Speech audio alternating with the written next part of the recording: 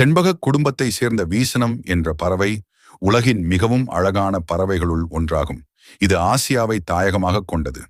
இமயமலையிலும் திபெத்து, சீனா முதலிய நாடுகளிலும் இவை அதிகமாக காணப்படுகின்றது.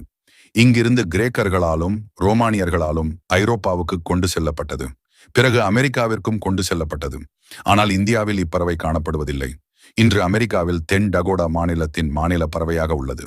ஒவ்வொரு ஆண் பறவையும் பல பெண் பறவைகளுடன் வாழும். மயிலை போலவே இப்பறவையும் இரவில் ஆபத்துக்கு தப்ப மரக்கிளைகளின் உச்சியில் தூங்கும் இயல்புடையது. ஆண் பறவை பெண் பறவையை விட அதிக நாட்கள் உயிர் வாழும் தன்மையுடையது. ஆண் பறவை பெண் பறவையை விட நீளமான வாலினை கொண்டது. இதன் இறைச்சி உண்பதற்கு ஏற்றது. இதன் நிறம் பிரகாசமான மரகத பச்சையும் அதனுடன் சிவப்பும் பொன்னிறமும் கலந்திருக்கும். பெண் பறவைக்கு நிறம் மஞ்சளாக இருக்கும். இப்பறவைகள் விதைகள், தானியங்கள், வேர்கள் மற்றும் சிறு பழங்களை சாப்பிடுகின்றன. கோடையில் அவை பூச்சிகள், புதிய